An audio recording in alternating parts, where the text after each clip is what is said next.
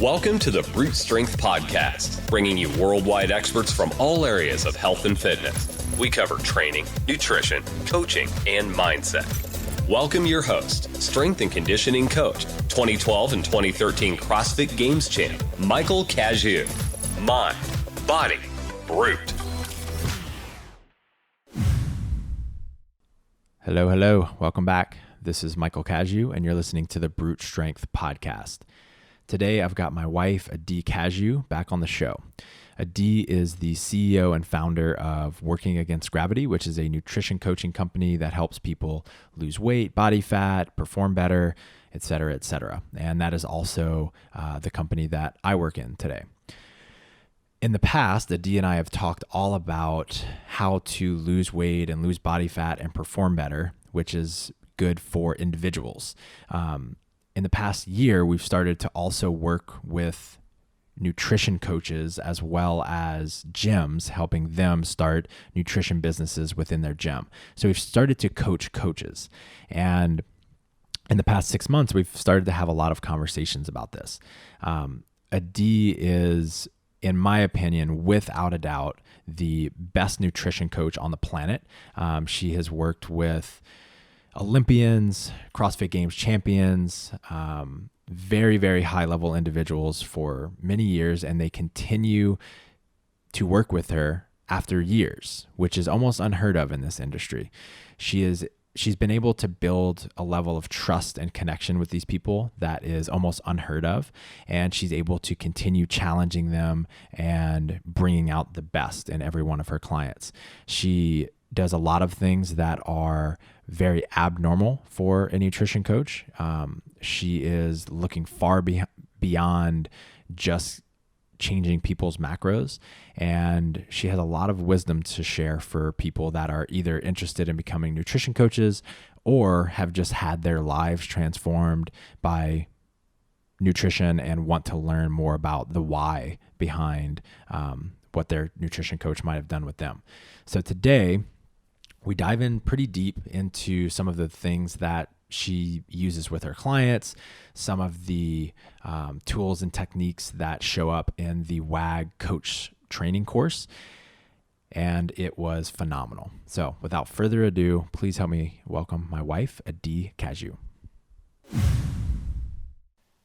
Hey, before we start this show, I want to let you know about something I'm super pumped about right now, which is that I started a second podcast. It's called the WAG Podcast, and I do it with my wife, Adee Cazayoux.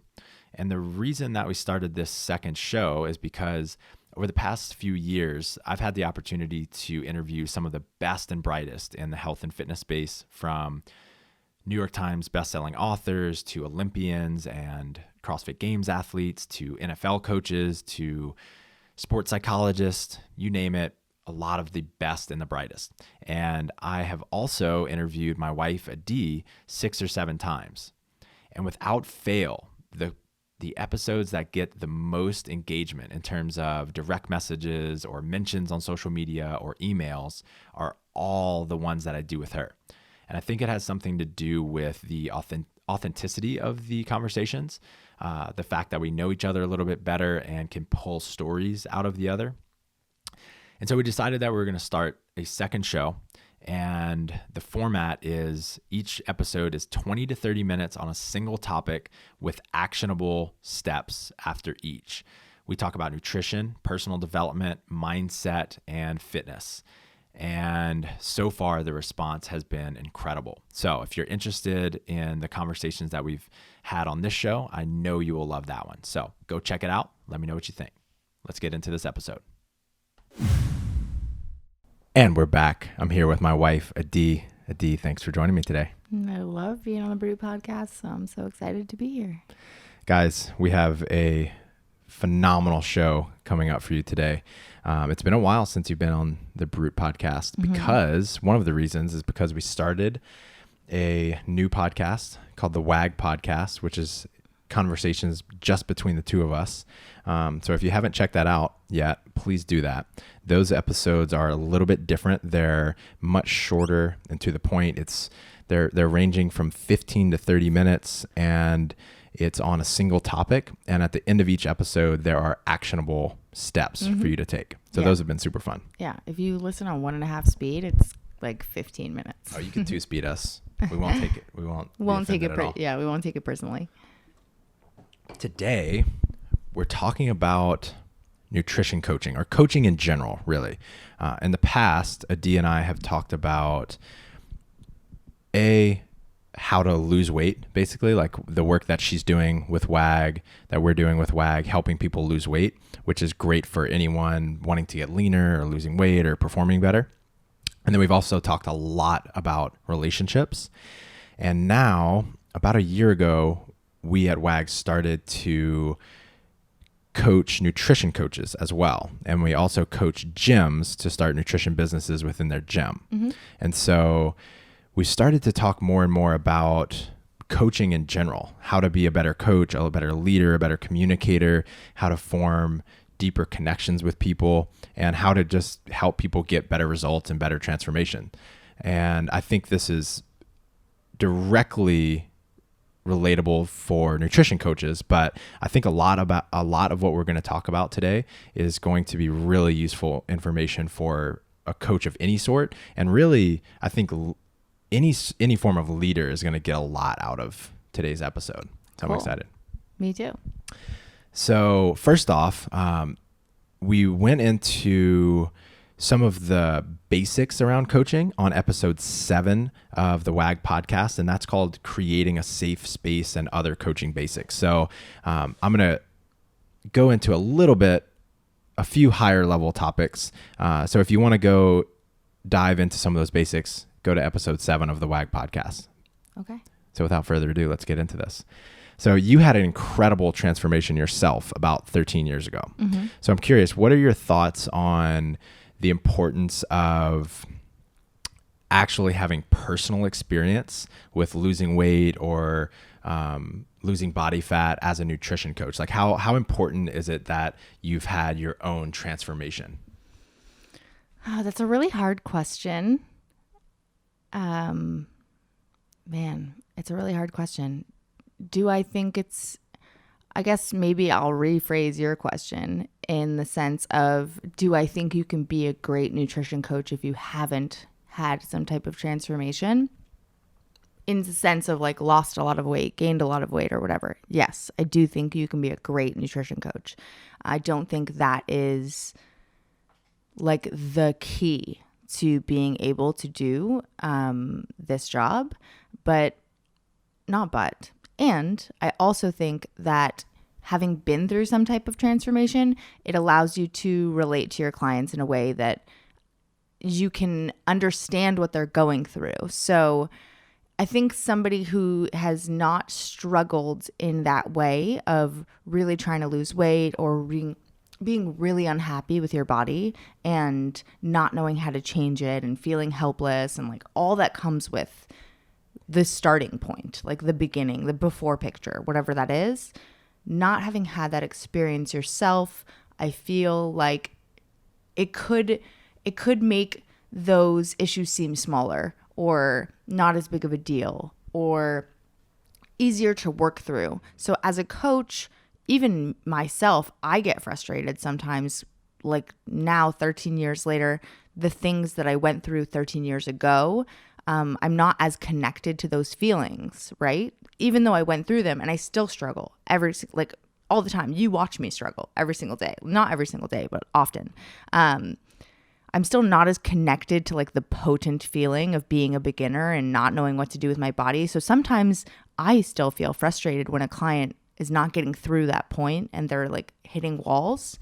And I think never having been through it, it's just harder to relate. It's harder to understand. It's harder to see how big of a deal it is. It's harder to see like why it's so hard, why it's so difficult, and why maybe it could provide extra compassion for other people. But I think that you can achieve that through other things. Like it doesn't necessarily have to be weight loss. Like it could have been a struggle in a different kind of way. Like you've struggled with drug addiction. And I think that through that experience, you can have compassion for people that are struggling with weight loss, right? So I don't necessarily think it's important. It's super important for you to have. It's not a necessity. Right. It's not a necessity. I just think it allows you to you can also see the issue or the problem in a more 3D view because you've been there. So when a client's talking to you saying that what they think the problem is or what they think they're feeling, you can be like, oh, I've been there. I felt this way. Is that maybe how you're feeling? And then it could open up for them. Oh my gosh, like maybe that is. But someone who's never been there might actually just take the client's word for what it means versus like being able to see the shadow sides of it because you felt it yourself. If that, do you get what I'm saying? 100%. So one thing that I used to make, I used to make this mistake big time as a young coach, which was over-coaching people. I would find 15 different things that I wanted to correct in someone's movement, and I would try to correct all of them in one session. You, as well as all of the coaches at WAG, take almost the opposite approach, right? You start as small as possible with people. And why do you do that? Yeah. I feel like we all know that going from 0 to 15 new things to change is just a recipe for not being able to change anything. Having too much to work on is commonly leading to overwhelm and burnout and failure, which can ruin people's confidence in terms of being able to stick to something. So what we have so much to work on there, we just need to pick something to at least start making progress in some type of direction. And often just picking a couple of them naturally corrects the others. So it's kind of like, oh, with your nutrition and fitness, we could be working on your sleep. We could be working on your hydration. We could be working on eating more vegetables. We could be working on so many things. And sometimes just incorporating, let's say, going to sleep earlier and getting more hours of sleep, that naturally changes food decisions because you're less stressed or you're more well rested. So it's... And you also feel like you are following through, like you're maintaining your integrity with yourself. Exactly. So it's just setting people up to encounter success more often than encountering failure. So we've talked a lot about that you're in the business of building and maintaining confidence, which is kind of an extension of what we just talked about. Can you talk a little bit more about that? Especially when someone's in the beginning of something, when you're in this like really vulnerable state, you're not happy with where you're at, and you really want to make this grand change in your life. You're like ready to be the person you've always wanted to be. It's a scary place to be, and it's also really volatile. So meaning that volatile in the sense of you could go from heck yeah, I'm crushing it and like I'm so motivated and I'm like ready to just be this person for the rest of my life, to screw this shit, it's too much work, I'm never going to change and nothing's ever going to work for me. Like it's really a place where you can very easily go from one to the other. So it's just a more volatile stage. You don't have the confidence to feel that, because nothing's worked before or things haven't been working and you're in this place for a reason. So it's that state, it's really important to head in the more positive, motivated, confident direction. And in order to be able to do that, people have to actually stick to the commitments that they've made for themselves. And taking on too many commitments makes it really difficult to do that. So we want to have as many spots as possible for people to look and be like, yeah, I'm actually following through on what I say I'm going to do. And that means that I can trust myself versus taking on too much and only being able to do that for a short period of time and then not seeing results and then just being like, screw it, it's not even worth it. And then they're just going to be, I might as well just surrender to like this body that I hate. So in that really vulnerable, volatile state, protecting your integrity and protecting your confidence with yourself when that is really low is the most important, because then when you lose some, when you fail, because that just naturally happens, like there's this moment of doubt. It's like, this is challenging. Can I do this? If you have enough confidence and integrity built up, you're like, yes, I can. If you don't have any, then you go the other direction. Right. So what do coaches do with this information? Like, how do they use that to coach? So that's kind of like what you talked about before, of picking a couple things, like getting to know clients in a way that with reasonable confidence, we can pick a couple things for somebody to work on and then point out how they're actually sticking to it and how that's actually helping them improve, and then pointing out the results that they're getting from it. So I think one example I can give is I think this is a long time ago, but it was working with Molly Vollmer, and I remember she went from like feeling really stressed, and she was driving in the car for like an hour and a half every single day. And we decided that for that week, we weren't even going to focus on nutrition because she was just in the car for so long and it was just way too stressful. And then we focused on this week, we're going to take a couple like deep breaths while we're in the car, like some type of like mindfulness or just reducing stress levels when getting in the car. And that just like radically changed her body weight that week and her food decisions that week. And it's like just picking that versus knowing that she could be tracking her food and she could be meal prepping and she could be doing XYZ, but just picking one thing in a state where like stress is really high, chaos is really high, there's so much going around. It's like just picking one thing automatically leaks into other things. It's like you're winning in one area. It's like momentum, like you hit a PR in the gym and all of a sudden you get on this momentum train. It's like PRs start coming in other things, or your job starts feeling better, and you bring that good mood with you wherever you're going. So I think we know that it's just like one drop that's going to ripple out and have effects everywhere else. So while we could focus on a million things, that just might actually do more harm than good. So our coaches want to find the one or two things that people can stick to, and that it's like the keystone habit. Like you stick to that habit and then it'll automatically make everything else easier. Right. And I've given you this praise on a podcast before, but you and so many of the WAG coaches are so humble in your approach. I think that a lot of coaches want to sound smart, and they want the client to know that they have all the right answers, and they want to come up with these big aha moments themselves rather than allowing the clients to have their own aha moments. Mm-hmm. And your examples just now of like, just take a few deep breaths, it allows the client to have the wins for themselves rather than you just trying to rattle off 10 different things to make yourself sound smart and try to get the try to just earn their admiration. Mm-hmm. So I really admire that. Thanks.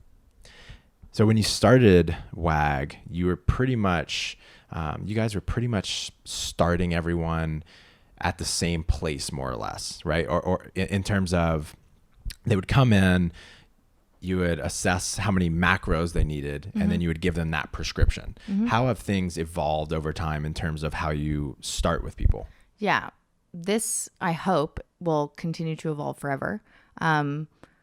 It's definitely in evolution at the moment, but right now we are changing up the way that we ask people questions at the beginning versus what we did originally. What we did originally, it was just like, what's your height, body weight? What are you eating right now?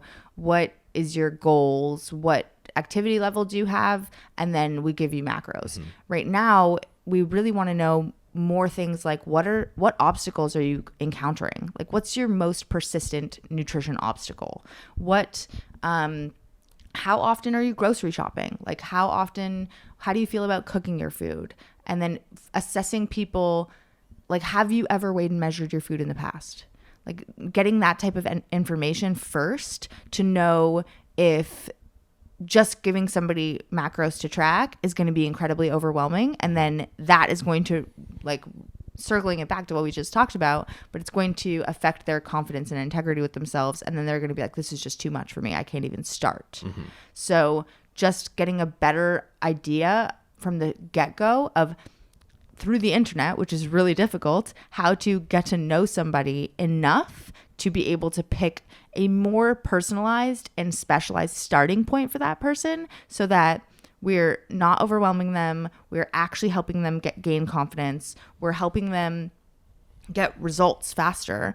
I And I think we were lucky in the beginning that most people that were joining our program already were at the level where, just starting to track their food was something that they could do easily, something because that they had tried 10 different diets Yeah. and they practiced weighing and measuring and all of those things. And they do CrossFit, and CrossFit's a difficult thing to do, and it's full of like people who enjoy discomfort. So the discomfort of this is hard wasn't necessarily something that was making people quit. It was something that was like, oh, that's okay, because CrossFit kind of has that mentality already.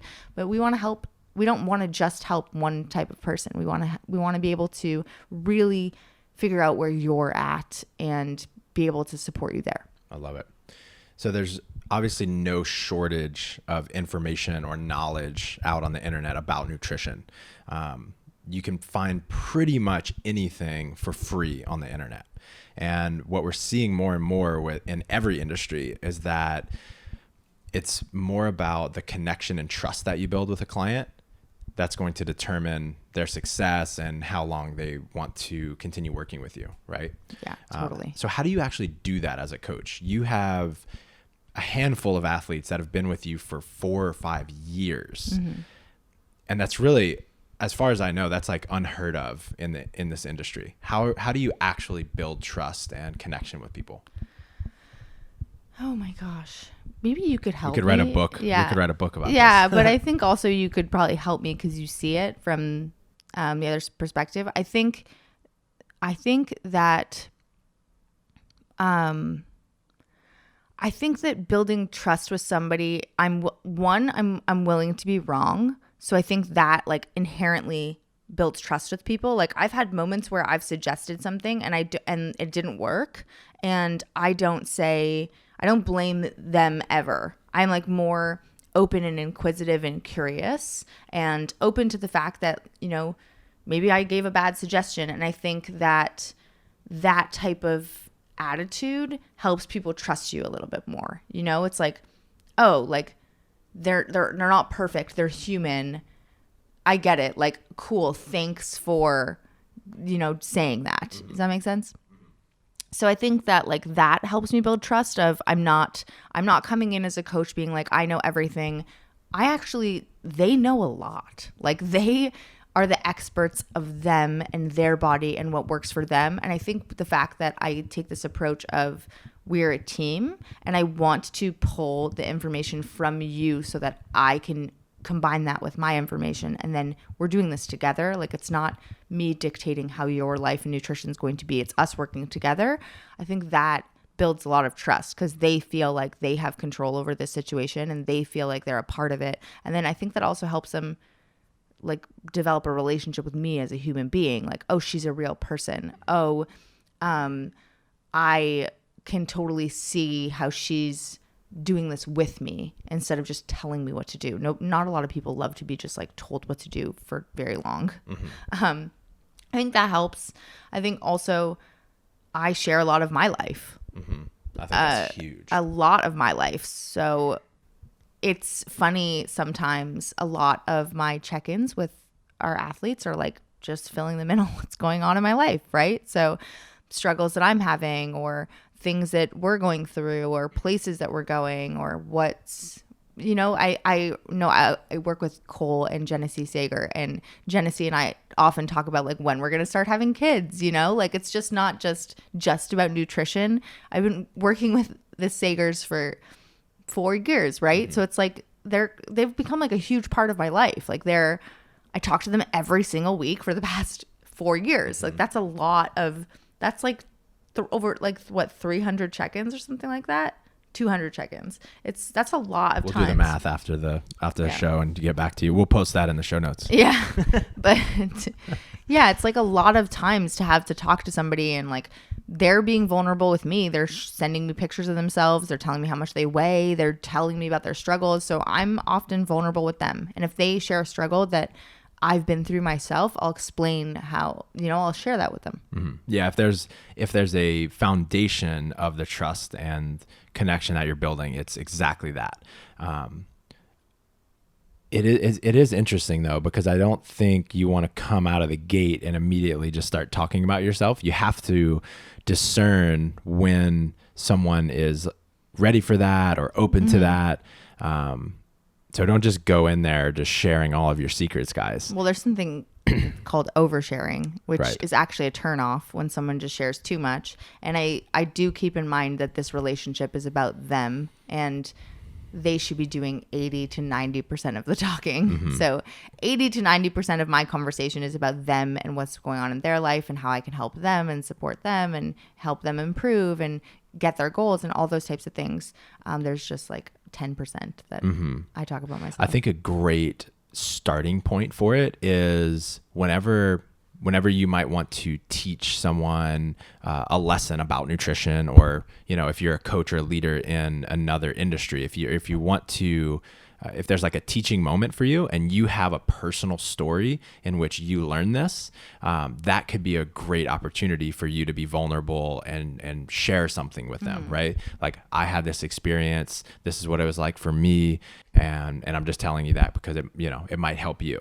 And that that openness is what lets other people know that we're human, that we're authentic, and that is the foundation of trust. Yeah. I think also in those situations too, there is a technique called motivational interviewing that talks a lot about asking questions. And a really great way to build trust with your clients is not just to tell them what to do, but to ask them if they're open to you telling them what to do, so then they have made the choice to opt into what you're telling them, right? So saying, hey, I've encountered this problem, tell them a personal story of how you've encountered this problem. Would you be open to trying some of the techniques that I've used to encounter this and I've also seen be successful with other people? And then they can opt into like, yeah, definitely 100%. Sometimes hard to do over the internet. So sometimes I'll just like offer the suggestion and be like, what do you think about that? Not saying like, yeah, you should try doing this. It's almost most often I am saying, hey, I feel like this might be a really great strategy. It's something that I've seen work a bunch of times before. How do you feel about that? And then they can choose to adopt it or not. I'm totally cool with them not adopting my suggestions. Two other things that I've seen you do over the past 4 or 5 years that I think definitely attributes to your building trust are A, you have a 24-hour response time, and B, you've been incredibly consistent over the past 5 years. Oh yeah, consistency is huge. So you get back to people almost as if they're like texting you and they're like an actual friend, right? And then you've missed a total of like 5 check-ins in the past 5 years. I think less. Yeah. And that, I think proximity and repetition, something like that are what build trust. And so you just have so much repetition of showing them that you're going to be there for them. Yeah. I think that's a lot of what trust is built on. It's like, is this person going to show up when I need them? They can trust that I'm going to be there. Like I think it was at the games last year where they had the marathon row where I was getting phone calls from all the athletes and they know I'm going to pick up and they know I'm going to have some advice for them and they know I'm going to do everything that I can to collect as much information as possible to be able to give them as much support as they need. And I've built that by showing up every single week. So sort of a change of topic. Why don't you do meal plans? I mean, we have sample meal plans. So we have like an example that people can look at. And that was really just to help people get a starting point for people that are just so overwhelmed they don't even know where to start. It's a hard question. I think that there's this quote that keeps coming to mind of you shouldn't do things for people that they could do for themselves. And there's like this really dramatic story that comes with that quote of like a dad who had a son who he had some issues with his legs and he had a really hard time walking up the stairs and he wouldn't help him get up the stairs. And he was just showing his son, you can do this yourself. And it doesn't matter how long it's going to take and it doesn't matter how difficult it's going to be, but he like was there and he supported him, but he didn't help him get up the stairs. That's like a really extreme example, but I I do think that there's value in that. But wait. What's the rest of the story? What did that allow him to do? He realized that he could get up the stairs on his own. So the son ended up getting up the stairs. And then, the feeling of accomplishment of I don't need someone to help me get up the stairs every time. And I can do this for myself. Like imagine, anybody listening could probably feel like the kind of freedom that comes with that, the kind of independence that comes with that of, I don't need people to help me get up the stairs. I can do it myself. That's a powerful story. I haven't heard you say that. Yeah, that's like where the quote comes from. But it's, I don't even remember who told me that story. But that story has stuck in my head for a really long time. And I think that everybody wants to be, everybody wants the easy way. Everybody wants like the pill that's going to give you the results. And I think when it comes to meal plans, you can choose your own food. You're an adult. You've signed up for a nutrition program. You want to change your life. You want to get these results.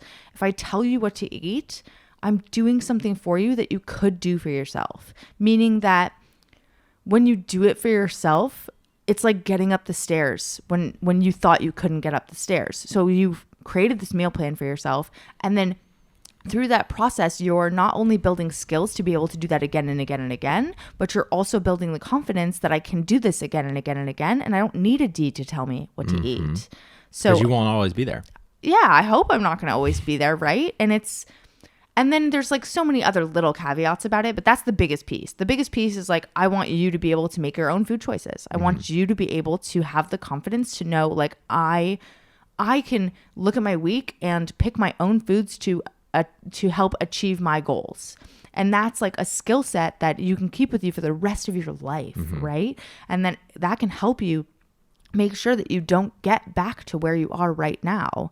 And then like there's little details about it, like if I tell you exactly what to eat and then a scenario happens where a friend is like, come out for dinner with me tonight, and they don't have the options of what I told you to eat. So on the meal plan, it says tonight for dinner, you're going to have chicken, peppers, and potatoes. Let's say that's what you're going to eat. And you go for sushi. And so then your two options are now don't eat when you go to sushi and just sit there with your friend, which is totally cool. Like you totally can do that. Or text Adee, code red. Yeah. Meal plan change. Meal plan change.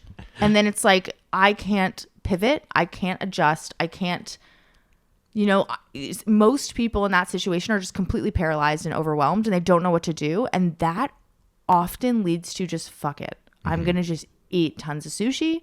And then there's this honest resentment towards your program.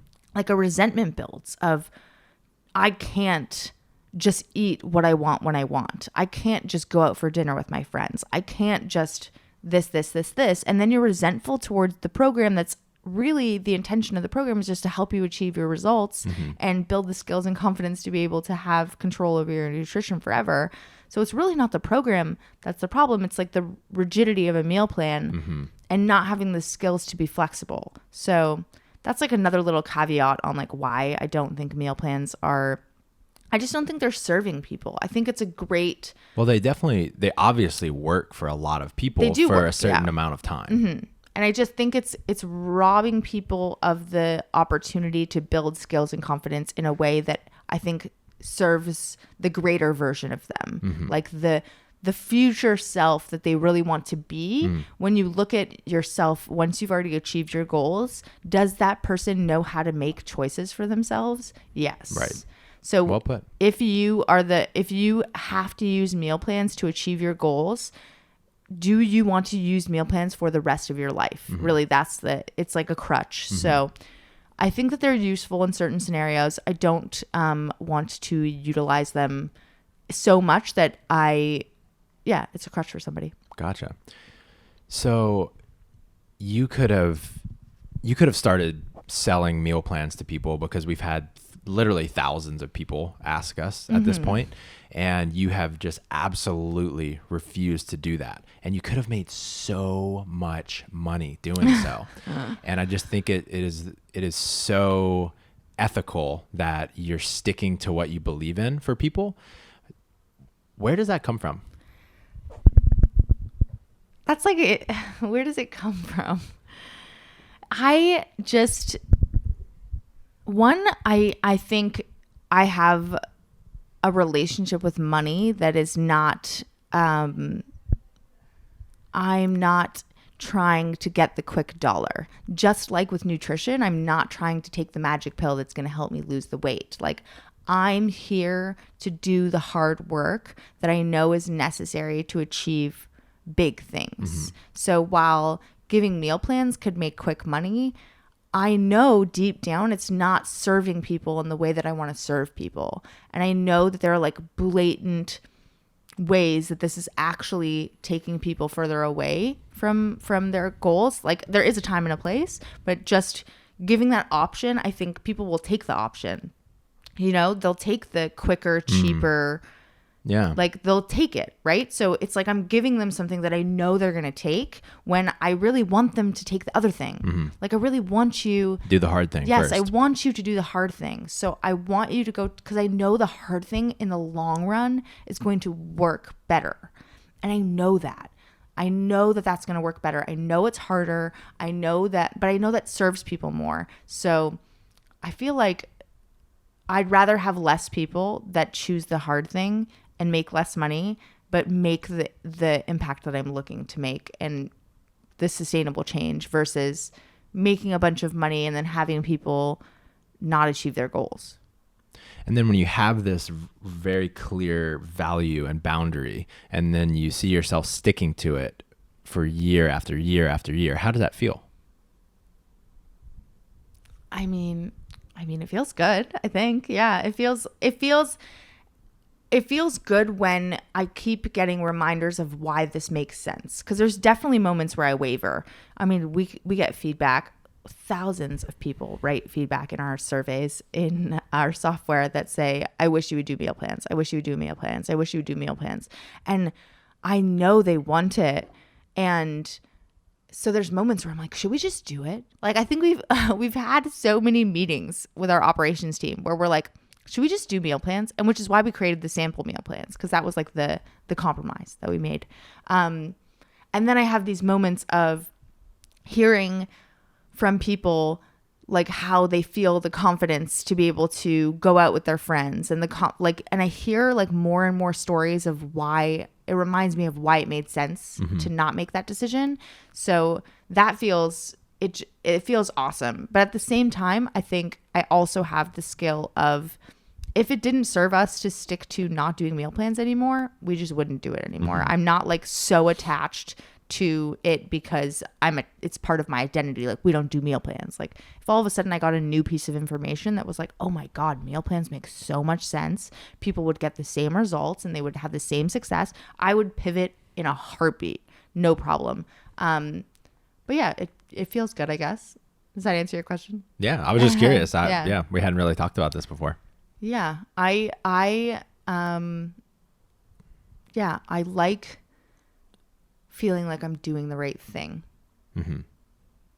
Yeah, I think everyone deep down wants to feel like they're doing the right thing. I wonder if, for the most part, people always think they're doing the right thing, but they just might be unconscious of how they're not sometimes. I don't know. I think sometimes I don't do the right thing and I know it. Like, sometimes. For sure. Sometimes I think we're always, well, not always. We're usually trying to do the right thing. Yeah. But a lot of times there are many different options, and we can't see which is the right step. I think sometimes if I'm not doing the right thing, it's coming out of a place of like fear, or I'm like so afraid. So or self-protection. Like, I'm trying to protect myself, which is leading me to not see the situation clearly. And then I'll make a choice that's not necessarily the right thing, but I think it's protecting myself, which then leads me down a bad path. Right. Good little jaunt we went on. Back to games athletes. So you've worked with primarily sponsored athletes and like high profile people for the past several years. And a lot of these people end up getting your phone number, right? They're not just communicating with you through Seismic, our software, but they also have your phone number, and occasionally you will text them and stuff like that. Yeah, we do just communicate through Seismic for their like nutrition programming, but we'll like text about life. So how do you provide such a high level of support while also maintaining your own personal boundaries? Because I think this is something that a lot of coaches out there need to hear. Yeah. I think the one thing we did really well from the beginning of starting WAG is we had like a check-in day. And I don't even remember why. It's kind of like the meal plan thing. Like, I don't remember why I like stuck to my guns on, this is your check-in day. You have 24 hours to utilize this day. Like, it's 24 hours. It's a long time. And you have to treat it like an appointment. And you go to the hairdresser if you have an appointment at 2:00. If you show up at 5:00 to the hairdresser, they're not going to cut your hair. Like, it's just, I think there's like a little bit of, I've always had this feeling of, I want to respect our staff just as much as I want to respect the clients. And I think it's important for the clients to respect their coaches just as much as the coaches respect the clients in order for the relationship to work. Like, and also the clients need boundaries as well, right? Yeah. They need to know what time they need to show up, or else, like, if we're given too much freedom, then a lot of times we can't even take action. For sure. And I think it's part of the whole thing. Like, it's part of the whole changing your life. It's part of the whole making commitments. You know, this is just one commitment that you have to stick to that leaks into, like we talked about earlier, like that one thing is going to leak into other things. Like, that's the thing you can be proud of yourself for. I did commit to checking in with my coach on the right day. You know, like, that is a commitment you've made to build confidence that you can do something. If only you do that one thing, that's still better than doing nothing, right? It's like a place for you to reflect on your fitness and nutrition, whether it went well or went poorly.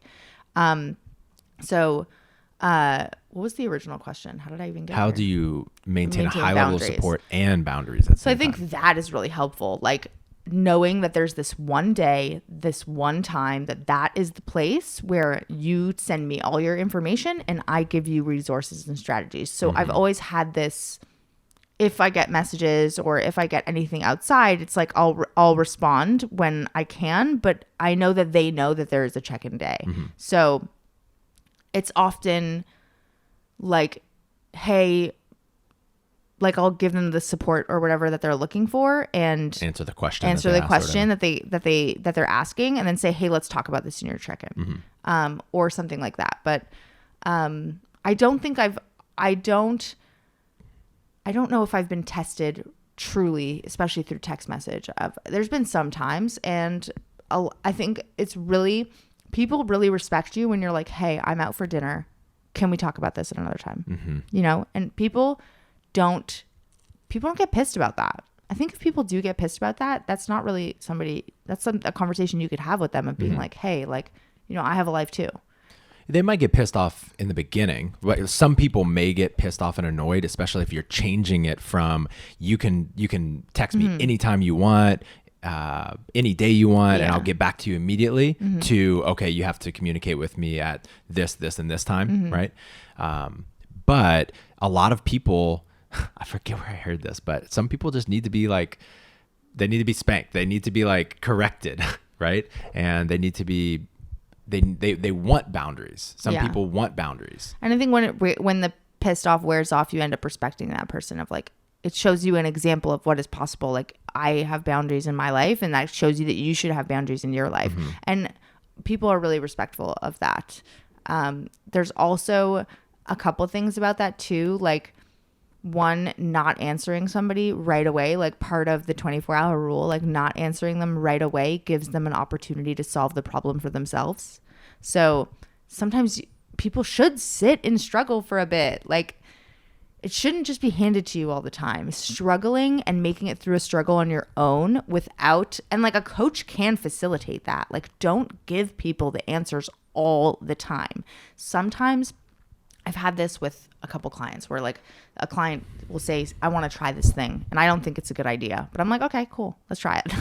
Like, I think they're going to struggle, and I think it's going to be hard. And like saying like, you do it and struggle, when they struggle with it themselves, they've made this decision themselves and they conquer it and overcome it, that has more impact than anything I could have possibly said to them. So giving people some time to like struggle with whatever they're reaching out to me for, and they might have solved it before I get to them, then that's more powerful. So that's one thing. And then I was going to say something else, but I forgot.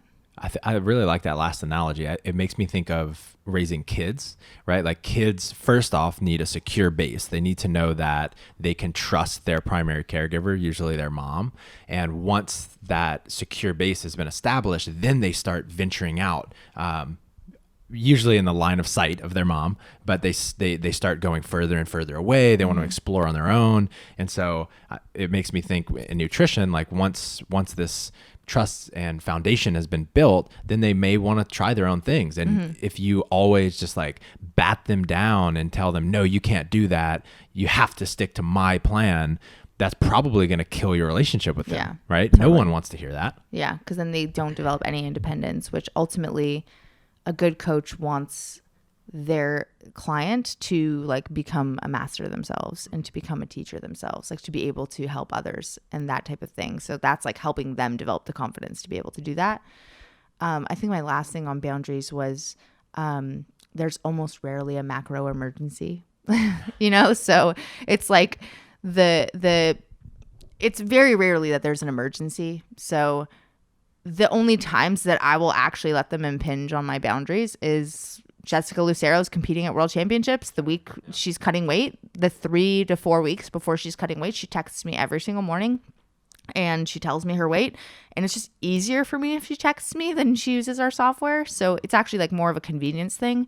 But she's totally allowed to impinge on my boundaries. The 4 days leading up to the competition, I am on call. Like I am just there for her for anything that she needs. When it comes to the CrossFit Games, I will be on my phone. I am watching the events. I am paying attention. I am like ready for them. Like at that point, it's like I don't want to have boundaries. Like I want to be there for my people. You know? I love that about you. There's almost there are very few like CrossFit or sport emergencies either, right? I've seen so many CrossFit athletes texting people, and I've had this been done to me at like 11 p.m. midnight about their workouts, which is just like, it's just obviously breaking boundaries, right? But if you allow people to, if you always respond, even when you don't want to, then people are going to continue to treat you that way. You have to teach people how to treat you. And sometimes you need to establish a new boundary, and then you have to hold that boundary. Yeah, totally. I'm just wondering if I'm going to get a lawsuit for talking about spanking people. No. A lawsuit? Who's suing you? The people. The people versus Michael Cazayoux. So why do these very high level athletes continue working with you after 4 and 5 years? Like, how do you actually keep it interesting for them, and how do you keep challenging them? I think a lot of it's the trust thing. Like they know that I know them. I'm there for them. I like understand their body. I've seen them through challenges and successes and all of that. So I think that the history and trust, I think it's comforting for them. I think it's like really comfortable knowing that I'm going to go to Adee and she's not going to completely change my whole life. She's going to be there and like we're going to work, like they know how I work. I think there's some comfort in that. How do I keep it challenging and interesting? I don't know. There's always new things happening. I mean, the games just changed. Like the games are the open and then the games and then the open's happening again. So I think like the market. But it doesn't change anything about nutrition. So. I mean, it changes a little bit. Like it changes like the strategy towards the year and how we're going to approach like after the games, and their bodies are changing. Cara Saunders, sorry. She had a baby, like there's transitions there. I think that they're developing as athletes, like changing like focus from strength to gymnastics, or, Brooke Wells, known as like the strong girl in CrossFit, has really been working on her endurance and her speed and that type of thing. So Cole has been working on his strength. So I think that going through those transitions, it just naturally, like they're looking for like the 1%, like they're looking to turn every single stone. They're working with doctors at Steady MD, and then I'm using that information to adapt their, I'm always learning and reading. So I'm looking into behaviors and thought processes and tendencies. Like there's just so much to work on. I feel like it's easy to keep it challenging and interesting. Mm-hmm. Yeah. The other day I heard you mention to a couple athletes the idea of taking space for yourself. Yeah. It's not just, we're not just working on nutrition. I think that's probably why they've stuck with me for so long. I think if you're just working on nutrition, you can run out of things pretty quickly. Mm-hmm. I mean, there's always something to work on. That's not what's keeping them connected to me, I don't think. Mm-hmm. We're talking a lot about like, hey, this week, it's how many weeks till the games? Like 3-4 weeks till the games as we're sitting here right now. Get some space for yourself because you're training your ass off. You have lots of obligations. You have people that want your attention. 10 minutes of space to yourself every single day. And that's just like dramatically changing training for people. Mm-hmm. I think I'm looking at them as a whole being, not just nutrition. Mm-hmm. So we're about to wrap it up. I've got a couple more questions for you. Last year we kind of reached a new level of our company, which is we went from just working with people that want to lose weight, get leaner, perform better in the gym, to coaching people that want to do that for others. We just had probably hundreds of our own clients that were dying to give back and help people in the way that we help them, right? And so we started to coach coaches, and we also coach gyms in our affiliate program to start nutrition businesses. Mm-hmm. What do you think sets the coach training apart from other programs out there? Of all the things that we've done at Working Against Gravity, I think that this coach certification is one of the things I'm genuinely most proud of. I think that the training is amazing. I think that it's comprehensive. I think that it tackles some areas that through other certifications I've done, they're not necessarily tackling, which I think there's value in anything out there that people are loving and getting results from and learning from.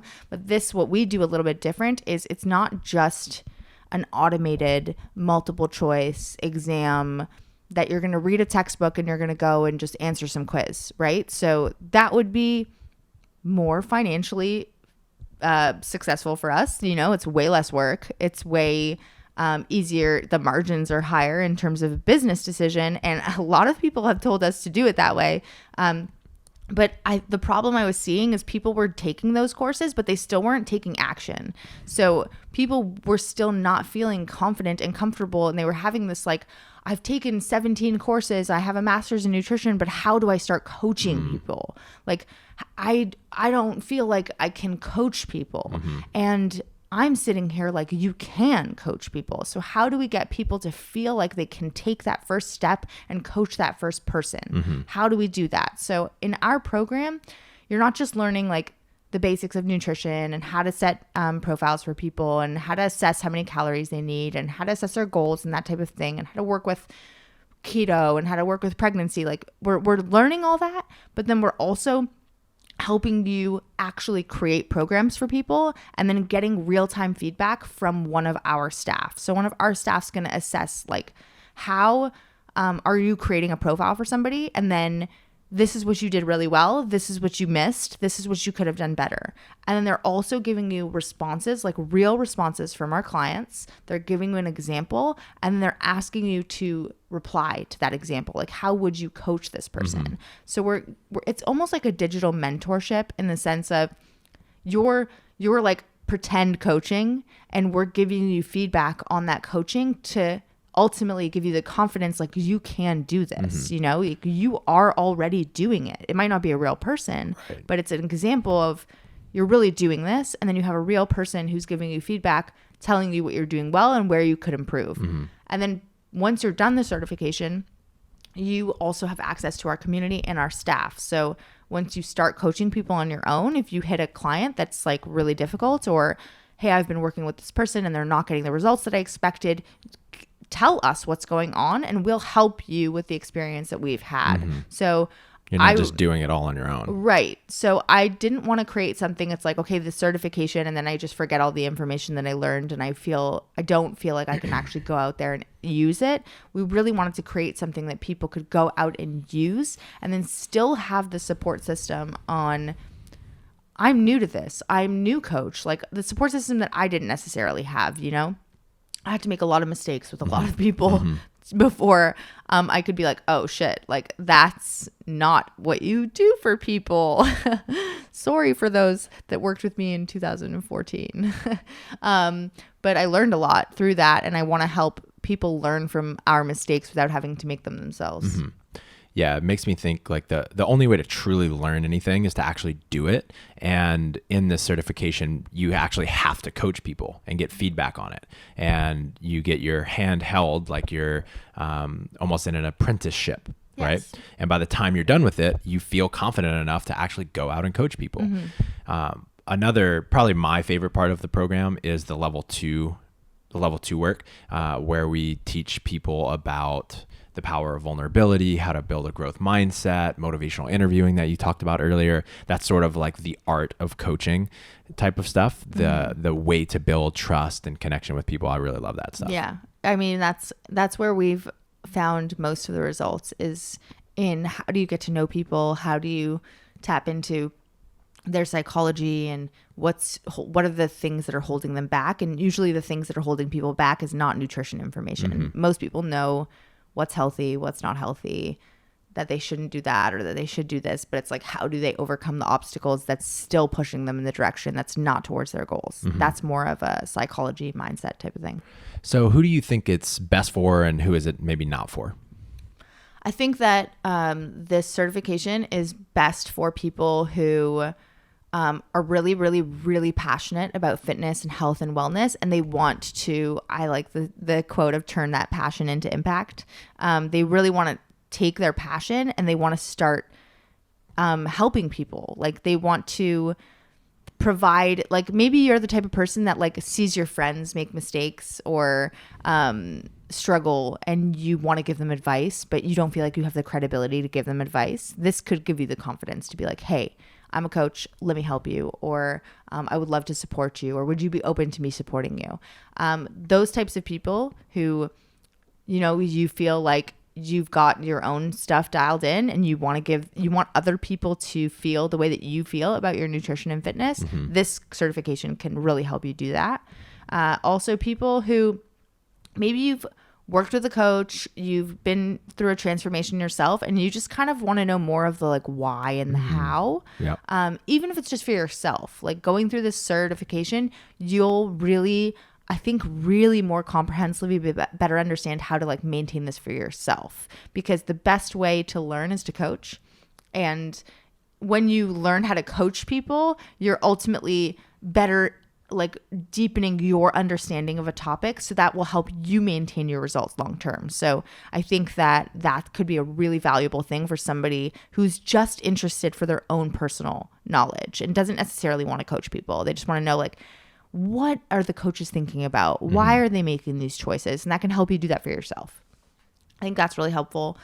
Who it's not for, it's not for people, I mean, of course, people that are not interested in fitness and nutrition. It's not necessarily for people who already are super clear on they're like so busy. Like maybe you already have a job that you love, and you're I'm trying to like. I would argue with that, actually. Yeah. I think we're already starting to see, and a lot of our coaches were professionals, and they had very successful careers, but they wanted to do something that they were really truly passionate about. Well, I mean, and if you already people can have do a job this. that People you're can do passionate this. about. Yeah. Got it. I'm just trying. I'm like searching for strings here. Like, is that a saying? It might not be a saying. I don't know what you just said. Searching for strings, or like I'm searching for something of like who shouldn't do it. Gotcha. Who do you think shouldn't do it? I think you shouldn't do it if you're just trying to get a quick credential on your resume. It's a really challenging program and you have to put in work and like actually be engaged with the material. Yeah, it's not easy. Because you actually have to do check-ins. You actually have to create profiles for people. It's not just read a bunch of stuff and then answer some multiple choice questions, which there is some of that.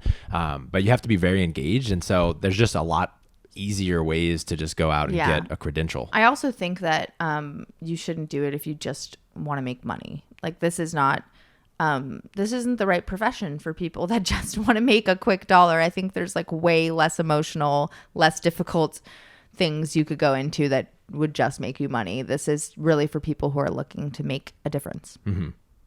Awesome. Excellent job, Adee. Guys, if you're interested in either the coach training course or the affiliate program, you can find out more info at workingagainstgravity.com. Adee, thank you so much for joining me today. Guys, you can find Adee at Adee, Adee Cazayoux, Cazayoux. And you can find me at Michael Cazayoux. We're married. We kiss. Thanks, babe. This episode is finished, but your training journey continues. Head over to brutestrengthtraining.com/SSW and grab your free pack of 32 accessory workouts that you can incorporate into your training and start improving your strength immediately. That's brutestrengthtraining.com/SSW.